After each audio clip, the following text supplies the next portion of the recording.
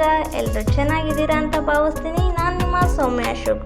ಬನ್ನಿ ವಿಡಿಯೋನ ಮ್ಯೂಸಿಕ್ನೊಂದಿಗೆ ಮುಂದುವರಿಸೋಣ. ಎಲ್ಲ ಸ್ಕಿಪ್ ಮಾಡದೆ ಪೂರ್ತಿಯಾಗಿ ವಿಡಿಯೋ ನೋಡಿ.